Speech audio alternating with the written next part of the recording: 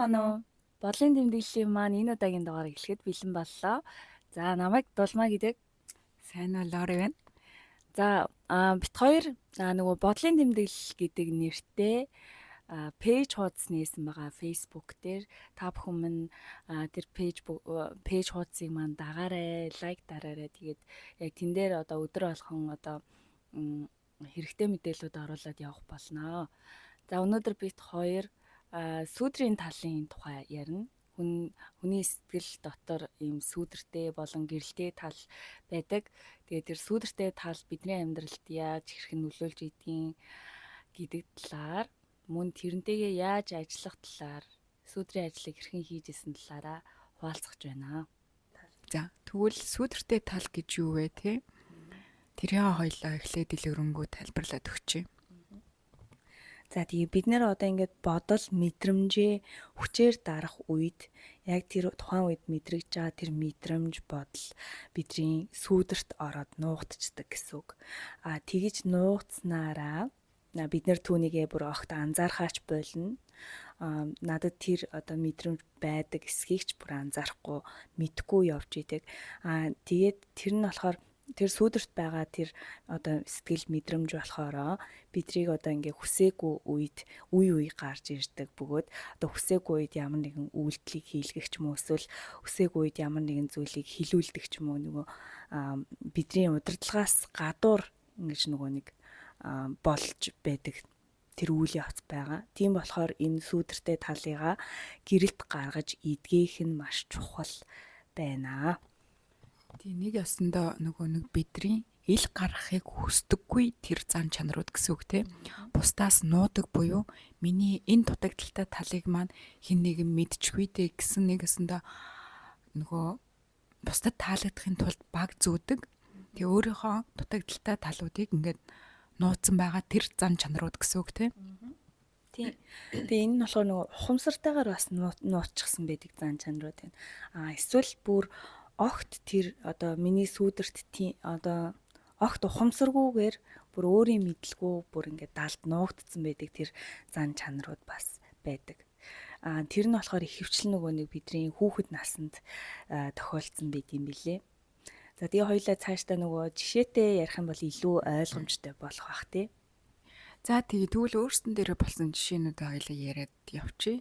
Жишээ нь би бол нөгөө өсвөр наснда айгүй их өөрийгөө нөгөө бусдтай жишиж буюу нөгөө энэ одоо тэр хүүхэд энэ хүүхэд юм гоё хахад би яагаад гоё байж болохгүй гэж гэдэг юм уу тийм ингэж одоо хин нэг нь таалагдахын тулд айгүй тэгж дүр эсгэж өөрөөсөө өөр хүн болж ингэж яг өсвөр насн дээр явж исэн юм шиг санагдаад идэг.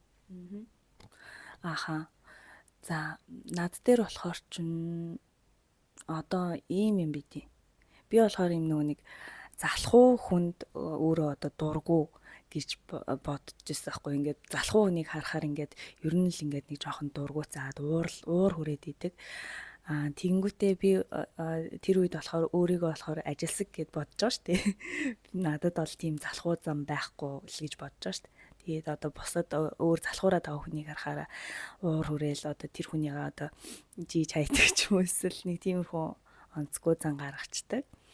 За тэгээ байжсэн чинь одоо энэ сүүдрийн ажлыг би нөгөө 100-аас хойш одоо хийж байгаа юм л та. Тэгэнгүүт нөгөө одоо сураад явж штэ. Тэгээд тэгсэн чинь чи одоо ямар нэгэн зүйлд өдөөгдөөд тэгээд тэр үед өдөөгдөөд ингээд ууралж байгаа амар муухай мэдрэмж авч байгаа бол яг тэр зан чиний дотор байгаа гэж хэлдэг байхгүй.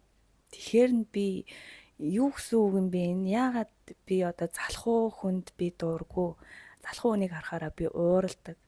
Тэгтэл яхаараа залхуу зам миний дотор байгаа гэж би чинь үгүй би залхуу биш гэд ингээд хүлээн зөвшөөрөхгүй байгаа байхгүй. Тэгээ яагаад юм бол гэд ингээд нилээн бас ухааж бодоод учрыг нь олох гээд нилээн явсан. За тэгээ ээжсэн чинь нөгөө залхуу одоо бусад өөр жишээнүүд бас ахиа гарч ирж байгаа юм зэ.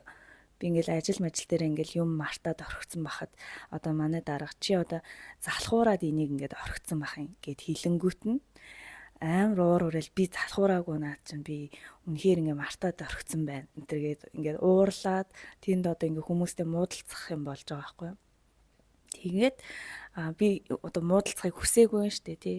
Тэнгүүт тэр нөгөө уур дотроос гарч ирээд ингээд эсэргүүцэж байгаа. За тэгээ ээжсэн чинь нэг йогийн хичээлд суулаа. Тэгээ йог хийгээ ээжсэн чинь манай нөгөө йогийн багш одоо та нар одоо ингээл арай гэж нэг юм позо барайл ингээл байж ахт чи нөгөө одоо та нар залхуурахгүйгээр над йогийнхоо блокийг хажуудаа тавиарай. Йогийнхоо тэр эрзэнийг ингээд яг хажуудаа байлгаарай. Бити залхуураад байгаарай гэж хилэнгүүт нь бүр ингээд амар дотор ингээд арцганаад уур хүрээд юу нөгөө дасгал хийх тий хүн дасгал хийх яаж ах чинь ингээд залхуураад байгаарай тэр гэдэг ямар сони ингэж бодонгуудаа тэр йогийн хичээлийг болж исэн байхгүй. Гих мэтлэн иймэрхүү нөгөө давтамжтай иймэрхүү нөгөө залхуу гэдэг үгийг сонсохоор л ингээл уур хүрээд исэн нь тэр залхуу зан миний дотор байсан юм бил. Тэгээ яагаад энэ одоо хизээ ийм зүйл надад үүссэн юм бэ? Яагаад би ингээд залхуу зан миний дотор байгаа юм бэ гэдгсэн чинь яг ил ухамсартай болохоор би ч өөрийгөө ажилсаг гэж бодоо яваад байгаа шүү дээ. За тэгсэн чинь нөгөө хүүхэд байхад манай эмээ айгуу тийм үгэлдгэлээсэн л та нөгөө нэг одоо бити залхуураад энийгээ хий тэрийгээ хий гэл хүүхдэлэмж мэдээж нөгөө залхуурна штэ тий. За тэр үед болохоор залхуурч болохгүй би залхуурах ёсгүй гэд одоо тэр зүйлээ тэр мэдрэмжээ шууд хүчээр дарцсан гэсэн үг зөө. Тэгээд ингээд миний сүүдэрт одоо тэр маань ороод нуугдсан юм байна л. Тэгээ нөгөө хүүхэд байсан учраас би тэрийг ингээд аль хэдийн мартцсан. За тэгээд яг энэ нь болохоор өнөөдрийн миний амьдрал дээр одоо иймэрхүү нөгөө сөрөг үр дагаврыг одоо авчирж байгаа юм. Мэдээж яг нөгөө ажилтай байна мэн энэ төр гэдэг нь яг сайн тал мэт боловч нөгөө залхуу гэдэг маань дотор маань ингээд нуугдсан болохоор би тэрийг ингээд бүр хүчээр дараа ийцэн байсан болохоор тэр маань одоо үе гарч ирээд хүн амьтантай муудалцах уур хөрөх одоо юм сурах гээд байж ахтаа одоо ингэ болох энтергээд яг нэг сөрөг үр дагавар гарч ирж байгаа байхгүй. За тэгээд энэ одоо зүйлийг одоо сүүдрийн ажил хийснээрээ би нөгөө нэг гэрэлд гаргаж ирсэн. За тэгснээрээ одоо бол яг тийм одоо зүйл байха болсон. Тэгвэл тийм яг энүүнтэй адилаар минийх болохоор нөгөө бусдыг даган дуурайх буюу нөгөө өөрийгөө хүлээн зөвшөөрөхгүй шүү дээ. Тэр нь болохоор нөгөө бусдад хүлээн зөвшөөрөхгүй байх гэсэн айдас руугаа орчоод тэгээ энэ нь надад намайг ингээд өсвөр үед айгүй их заваагаад идэг байсан юм байна гэдгийг нөгөө сүдэртэйгээ ажиллаж байхдаа тэмдэглээ хөтлөж байхдаа мэдэж авсан байхгүй. Тэгээд би тэрнээсээ болж ингэж нэлээд юм тотогшоогоо ер нь ингэж айгүй чимээгүй болсон ингээд бусдаас өөрийгөө тусгаарлсан тэр энэ бүх зан чанарууд маань яг энэ өсвөр наснаас эхэлсэн юм байна. Бусдад ерөөсөө ингэж өөрийгөө хүлээн зөвшөөрөгдөхийн тулд өөрөө хүсгүй хэрнээ бусдыг дагаж ингэж одоо нөө муухагаар хэлхнийг даалтгандаг гэж ярьдэн шүү дээ. Яг тиймэрхүү зан чанартай байсан байгаа байхгүй. Тэгээ сүүдрийнхээ ажлыг хийгээд гисэн чинь эн чинь угаасаа би биш. Би өөрөө нөгөө тэр ингэж бусдыг даган дуурайж явахдаа нэг тийм тухгүй байдалд оруулж ирснийгаа өөрөө мэдэхгүй. Би угаасаа л ийм хүн би эднэртэй одоо нөгөө найзтайгаа байхын тулд би ингэж байгаа гэдгээ ойлгохгүй ухамсаргүйгээр л үлдээдсэн үйлдэл байгаа байхгүй. Тэгээд энийгаа ингээд засаад ирэхээр би ингээ өөрийгөө хүлээн зөвшөөрөөд эхэлж байгаа. Окей, би ийм биш байсан юм байна. Яг миний дотор хүн чинь шал өөр хүн байсан юм байна гэдгийг ингээ хүлээн зөвшөөрөөд ирэхээр би нөгөө бусдад таалагдах тэр айдсаа үгүй болгоод эхэлчихэж байгаа байхгүй. Тэгжиж бас нэг ийм өөрийнхөө сүдэртэй талыг ил гаргасан өөр гэвэл одоо бас яг тийм нөгөө түрүүн чиний ярьсантай адилхан яг залхуу байдал гэдэг шиг бас яг л нөгөө ажил дээр ямар нэг юм хийгээл дутуу орхичингууд чи нэг мэдсээр аж хийсэнгүүч гэдэг юм уу тий яг тиймэрхүү сонсохороо би бас айгүй хууралдаг гэсэн. Тэгээ тэрийга бас сүлд яг мэдэж аваад би чинь яг л ийм байсан юм байна штэ гэл. Гэтэ энэ бүгдийг нөгөө ойлгож авахд айгүй их цаг хугацаа шаарддаг тий. Тэгээ дууг нь айл ингээл зунаас хойш ингээл намраас хойш хийгээд байгаа хэрнээ яг л одоо л тэрийг ойлгож байгаа. Одоо л сүдэртэй талуудыгаа ил гаргаж ингэж ухамсарлаж байгаа. Тийм энэ ч болохоор ингээд нөгөө явц дундах асуудал тийм нөгөө нэг одоо тэмдэглэл хөтлөх хамгийн сайн арга тий. Одоо ингээд хүнтэй ингээд харилцаж байх үед ингээд нөгөө нэг тухайн хүнтэй одоо юм яриад иж хахад ингээд гинт одоо хэлсэн зүйлээс нь болоод уур хүрдэг ч юм уу. Яг тэрийг тэмдэглэдэг тий. Тэгээд тэрнийхээ би яагаад сая ингээд ууралсан болоо, энэ хүн юу гэж хэлсэн бэ?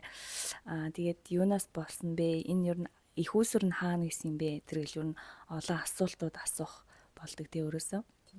Тэгээ хойл битээр болохоор энэ нөгөө жишээгээ ингээд ярьж байгаа дараа нь болохоор нөгөө нэг яаж энэ одоо сүудрийн талтайгаа ажиллах талаар бас зааж өгнө. Тийм би болохоор яг энэ асуултуудыг нөгөө өөрөөсөө асууж байгаа л өөрийгөө яг өсвөр наснаасаа эхэлж ийм сүдэртэй болсон юм байна, ийм травматай болсон юм байна гэдгийг мэдсэн байхгүй. Тэр нь саяхан л бас л нөгөө өөрөө хүсэхгүй байхдаа хин нэгэнд үгүй гэж хэлж чаддгүй нөгөө нэг юу маань зам маань яг миний энэ өсвөр насндаа авсан гэж бусдыг даган дуурайх, бусдад хүлээн зөвшөөрөх гэсэн энэ зан чанарын маань ил гаргаж ирсэн байхгүй.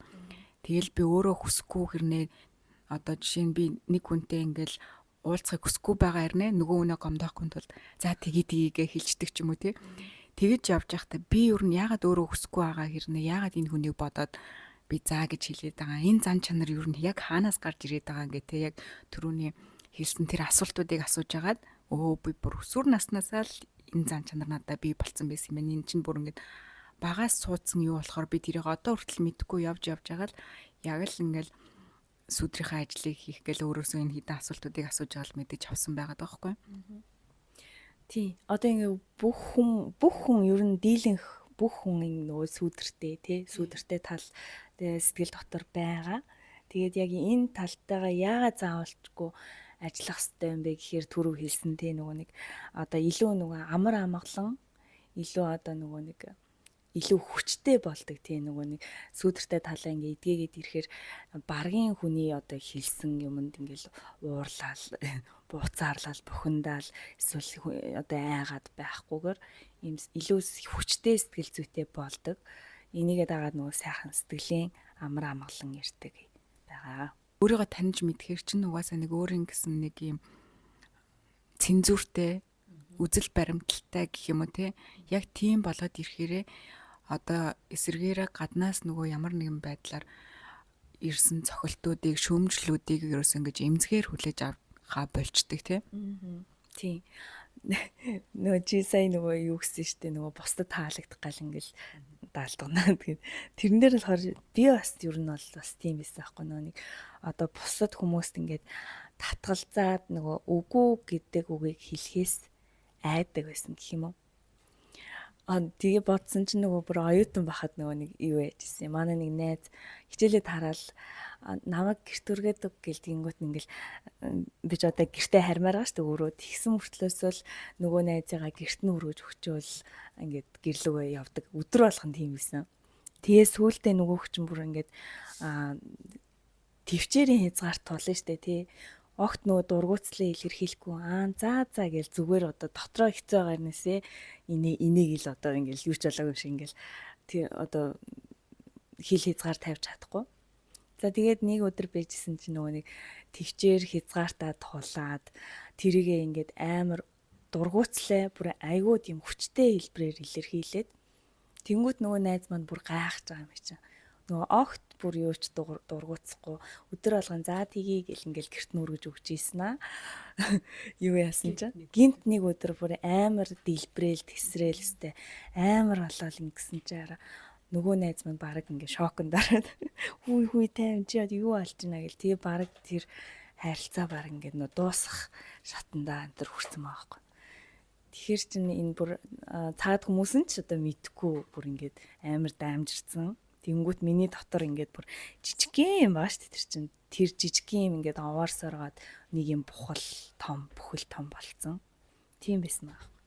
Тийм яг энэ мэтлэн бид нөгөө өөрсдийнхөө сүйтртэй талтайгаа ажиллахгүй бол яг ингэж бугалсаар агаад эцэс сүлд нь ингэж тесрээд маш том аюул болох боломжтой тий. Тийм тэгээ яг нөгөө тэмдэглээ хөтлөөд нөгөө саяхныг хүртэл яа надад тийм зан чанар байсан заяа. Одоо ингээд яг нөгөө хүнийг хүнд өгөөгөө хэлчих юм бол нэг хүний гомдоочих юм шиг эсвэл намайг ингээд муу хүнгээ ботчих үү гэсэн нэг тийм юм сэтгэлийн хурд байгаад байгаа болохоор ингээд ямар ч тийм өөрийгөө хамгаалах нөгөө орон зай байхгүй. Тэгээд нөгөө дэвтэр дээрээ биччихэл нөгөө юунаас олсон болоо гэл ингээл бодоодсэн чинь өөртөө итгэлгүй байдал.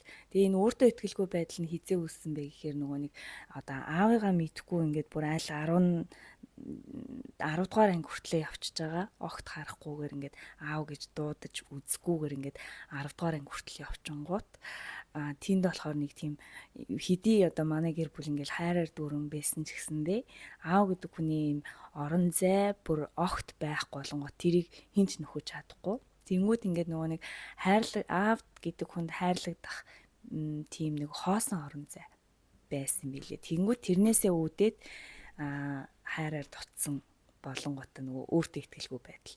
Тэнгүүтээ одоо хүн болгон тэр нөгөө хоосон байгаа хайрыгаа болохоор ингээд өөр хүмүүсээс хайдаг ч юм уу тий өөрийн мэдлгүйгээр тэгээд тэр хүмүүсийн одоо хүслийг би биелүүлснээрээ одоо тэр хүмүүст заа гэж хэлснээрээ би оронд нь одоо хайраар шагнуулах гэж байгаа юм уу?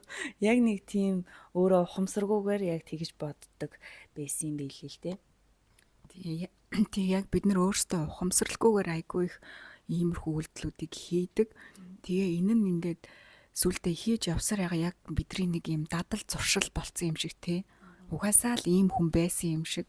Гэтэл яг ингээд бид нэр ингээд дотоод хүнтэйгээ танилцаад ингээд сүнсний замналаар яваад ирэхлээр бид нар бүр шал эсэргээрээ хүн байдаг. Тэгээ эднийга буцаагаад энийга нөгөө хүлээн зөвшөөрөх айгүй хэцүү байдаг те.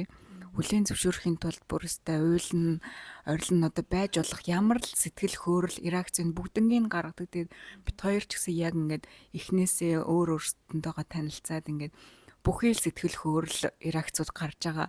Заримдаа зүгээр ажилдаа явж байхдаа гинт олон нийтийн газар уйлахч гэдэг юм уу. Яг л нэг юм галзуурсуулаатай хүн явж байгаа юм шиг иймэрхүү сэтгэл хөдлөлүүд гардаг.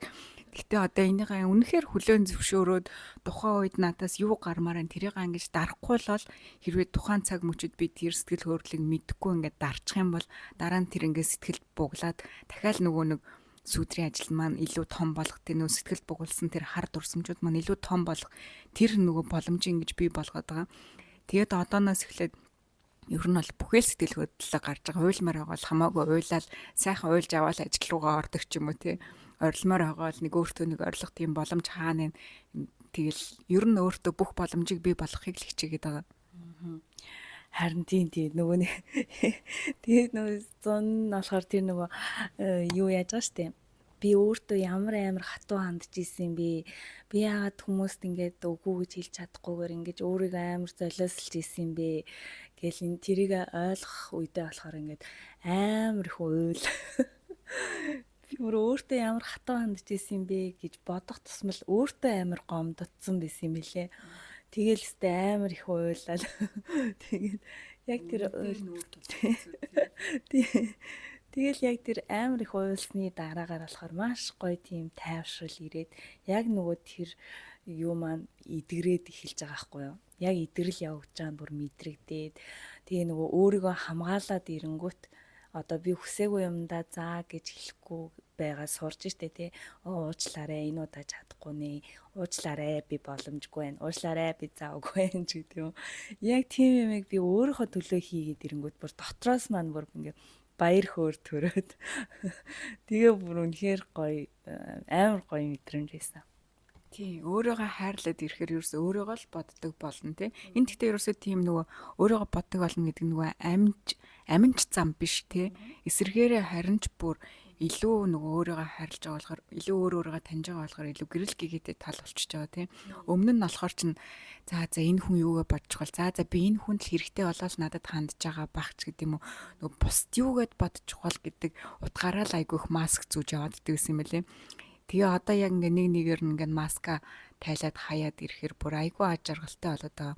Тэгээ сонсогч маань ч гэсэн яг энэ мэтлэн өөртөөгөө ажиллаад яг би ер нь яг юуг хүлээн зөвшөөрдгөө юунаас айдгийн те. Яадгийн гэдгээ бас яг нэг өөртөөгөө нүүр тулаад нэг маска аваад нэг нүүр тулж үзээсэй гэж хүсээ те. Хүн өөрийгөө жинхнээсээ одоо ингээд хайрлаж штэ тий. Тэгэнгүүт чинь ингээд нөгөө нэг яг одоо бусдыг ч гэсэн яг тэрэн шигэ ингээ хайрлаад эхэлт юм билээ те. Одоо бусдад тусалсан ч гэсэндээ би нөгөө боломжгүй үедээ би одоо айгаал заа гэж хэлсний оронд те үнэхээр боломжтой зүйл дээр ингээд туслангууд тэр бол жинхэнэ ингээд чин сэтгэлийн тус олчж байгаа байхгүй юу. Тэгэхгүй бол нөгөө өмнө нь болохоор ингээл яана одоо за одоо би заахгүй байсан ч гэсэн заа гэж хэлчихээстэй гэл ингээл тэгсэн хүртлээ ингээ өөрт стресс ингээд ирж байгаа болохоор тэрийг одоо буцаагаал одоо ёо өстө тэрнээс болоод ингэчлээ гэл одоо тиймэрхүү асуудлууд айгүй их үүсдэгсэн шүү дээ. Тэр нөгөө хүн өөрийгөө хайрлж ийж бусдыг ингэж хайрлах юм байна гэдэг чи яг эндээс үүсэлтэй юм лээ. Тэгээ нөгөө бидний нөгөө сошиал орчинд болохоор ингээл би энийг амар одоо үзэн ядаал, муулаал, талцаал, хэрэлдээл энэ байдэн шүү дээ. Тэгээ одоо юу гэдэг чинь нэг онцгүй комментууд бичиж гинэ гэдэг чинь тэр хүн дотроо одоо тийм байгаа тийм одоо зан чанарыг ч юм уу эсвэл одоо дотор нь одоо тиймэрхүү зүйл сүудэрт нь нуугдсан байх шүү дээ гэж л одоо бос хүмүүсийг харах хэрэгтэй. Тэр хүмүүсийг ингээд одоо өрөвдөж хайрлах хэрэгтэй тий. Ингээд сайн сайхныг хүсэх хэрэгтэй. Тэгээд нөгөө сүудэртэй талуудаа ингээд эдгээчгээр нөгөө илүү хүчтэй хүн болчиход байгаа сте тий. Ямар ч хүн одоо юу хэлж исэн нэх нөлөөлөхгүй. Тэгээ саяхан нэг сошиал орчинд нэг рил явж исэн байхгүй. Тэгээд тэн дээр болохоор нэг хүн ингээ ярьж байгаа нэг юм ихтэй. Тэгээд нөгөө бистэй тийм нэг пиалтайг нэг хүнийг долоосон нэг тийм хүнстэй амар дургүй гэл тэгж байна. Тэгэл өстэй амар тийм хүнийг харахаар л ингээл дотор арцганаад идэг ингээл тэгж байгаа байхгүй тэр хүн. Тэгэл тэрийг харж байхдаа би болохоор энэ хүний сүүдэрт нь тэр одоо пялтаг тэр зан араншин ингээд нуугдсан байна. Тэрийг одоо ингээд олж мэдээд энийгээ гэрэлд гаргаад эдгээгээсэ гэд хүсэж байгаа байхгүй. Тэгээд тийж чадах юм бол харин тийм пялтаг хүн хараад ч одоо нээх одоо тэрэнд ингэж гогдогдож ингэж нөгөө юу яахгүй шүү дээ дургуун мургуун хөрөхгүй ер нь бол ингээд юунд ч одоо ганхгүй нэг тийм сайхан бод хүн болох нь шүү дээ ер нь бол сүүдрийн ажлыг хийснээрээ тэгэл харж ила тэгэл тий нөгөө одоо юу таны дургуг хамгийн их хүргээд байна гэдгээл хүн дотогшоогоо анзаарчих юм бол нөгөө бус хүмүүсийн гаргаж байгаа үйлдэлүүд зан чанарууд ер нь хүний дургуг хүрэхэ болчдөг тий. Тэгэхээр таны дургуг юу хүргэж ийн тэнд л таны дутагдaltaй тал буюу таны сүудрийн ажил хийх тэрл зан чанар чинь тэнд байна. Та ямар нэгэн зан чанарыг бусдаас хараад тэр гаргаж байгаа зан чанар үйлдэл нь таны дургуг хүргэж байгаа бол таны дотор яг л нэг тийм өөртөө ажиллах нэг тийм нуугдсан нэг тийм трама байна л гэсэн үг байхгүй юу? За тэгээ энэ сүудэртэй талуудтайгаа ер нь хэрхэн яаж ажиллах вэ? Өөрөөсөө асуух асуултууд бас байгаа тий. За тийм тэгэхээр хамгийн эхлээд би юунаас айж байна гэдгээ тодорхойлох хэрэгтэй те. Яг юу таныг айдас түргээд байна?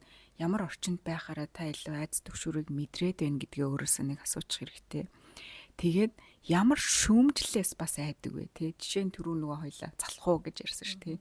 Бити залхуураа дагараа гэж хэлжингүүд энэ үн дээр уурн хүрээд байна тий. Тэгэхээр яг ийм шүүмжлүүд танд байна уу гэдгээ бас нэг өөрөөсөө асуугаад үзээрэй. Бас би юу хүсдэгч хэлж чаддгүй вэ гэдгээ бас тий өөрөөсөө асуугаад үзээрэй. Жишээ нь бит хоёрын саний яриан дээр болохоор нөгөө өөртөө хүсгүй хэрнээ бусдыг дагаж далдгандаг тий. Бусдыг дагаж ингэ савсгандаг. Жишээ нь энэ зан чанар маань байсан байгаа байхгүй юу.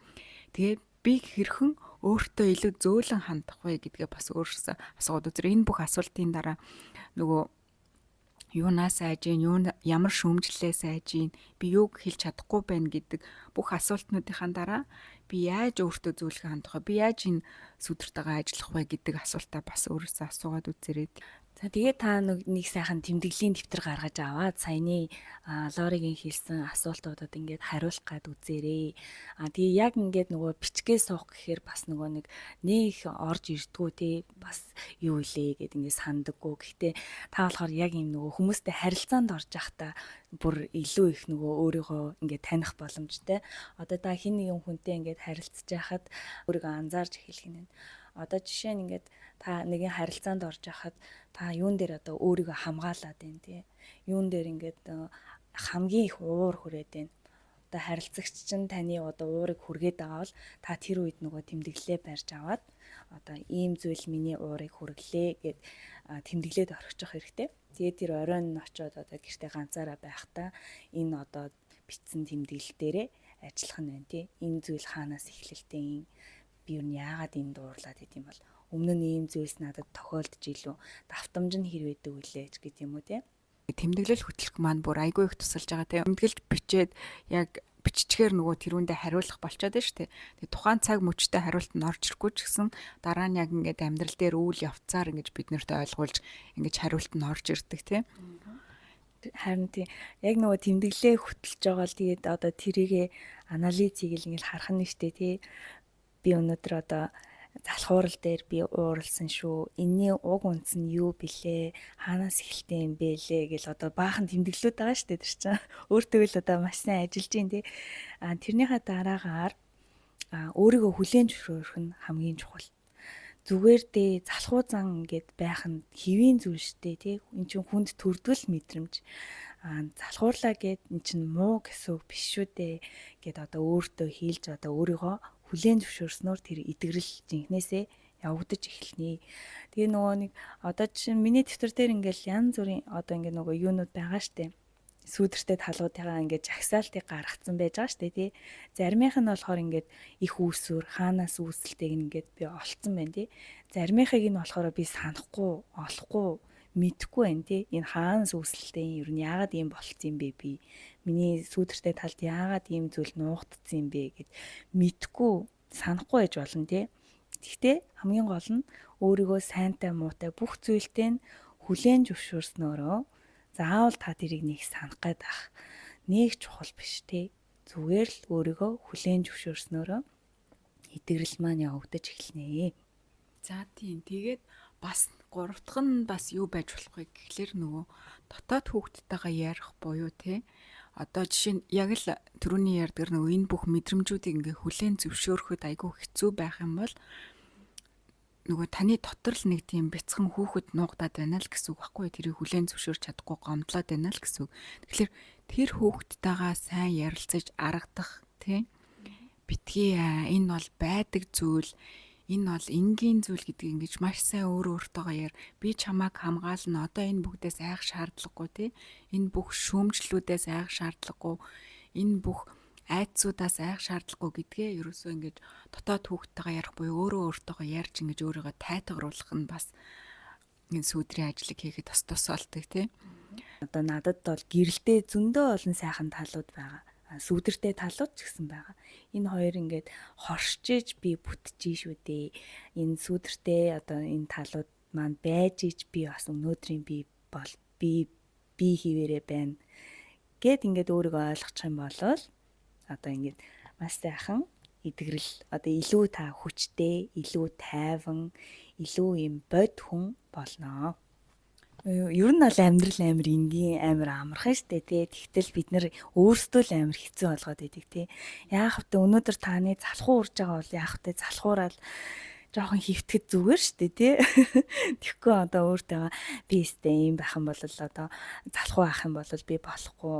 Би одоо эмгтэй хүн учраас одоо цэвэр цэмцгэр суух хэрэгтэй гэл одоо өөрийнхөө нөө залхуу зангуудаа дараад учиргүй нэг ажилсаг баатар болсон болохоор ч бас ингээд юу штэ тий. Энэ дүрм журамч гэсэндээ тий. Амьдралыг илүү юм амар ярихтай болгоод идэг тий. Тийм болохоор зүгээр л өөрийгөө байгаагаар нь яамаар зүгээр тэр мэдрэмжээ зүгээр л гаргах хэрэгтэй. Тий, яг зөв. Сүүлийн үед бол айгүй их гаргаж байгаа. Тэгээд бүхэл сэтгэл хөдлөлөө аль болох дарахгүйгээр гаргахыг хичээж байгаа. Тэгээд сонсогч маань ч гэсэн ер нь өөрөө өөрсөндөө цаг гаргаад энэ бүх сэтгэл мэдрэмжүүдээ ер нь бол боломж нь байвал нөхцөл нь бүрдчихвэл гаргаж байгаарай. Тэмдэглэлээ сайн хөтлж байгаарай гэж хэлье. Энэ дээр болохоор нэг жишээ хэлгээд нөгөө нэг саяхан болсон явдал байхгүй юу. Би нөгөө нэг хамт ажиллаж исэн хүнтэйгээ ингээд юмаа хийгээд байжсэн чинь манай нөгөө хамтран ажиллаж байгаа хүн болохоор ингээд нэг асуудал үүсгэчингүүтээ шууд явцдаг байхгүй юу. Тэгээд би нөгөө үлдсэн асуудлыг би ингээд зохицуулах гал бас нэлээд ингээд чанга байсан. Тэгээд ямар ч байсан тэр асуудлыг ингээд зохицуулчаад Тэгээд ингээд дуусчлаа. Тэр бүх юм ингээд ард хоцорсон.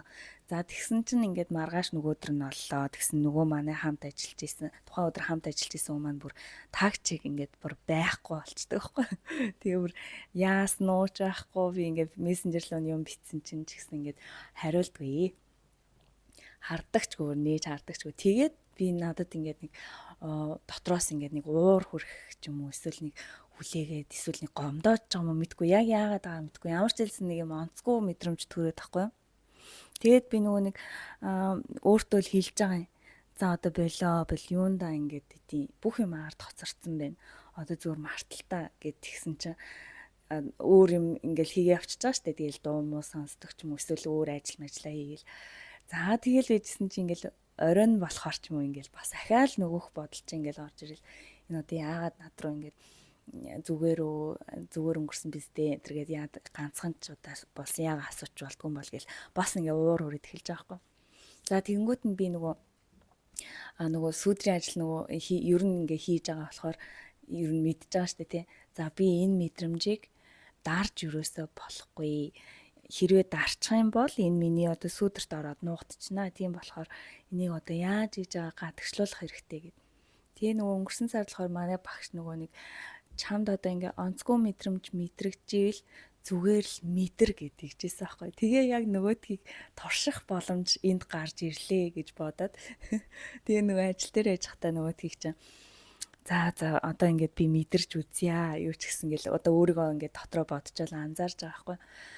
Тэгээ за би яг одоо юу мэдрээд байгаа юм бэ? Би юу хүсэж байна вэ гэл ингээл чимээлэл зүгээр ингээд ажиллаа хийгээл bijсэн чинь яг миний нөгөө хотоодны тэндээс л ингээл нэг жирүүлзээч байгаа юм шиг гжигдээч байгаа юм шиг яг тийм нэг мэдрэмж төрөөл тэнгүүтээ яг энэ миний ар нурууг ингэж дагаж ингэж шилэн үзүүрөө ингээл явж гинэ.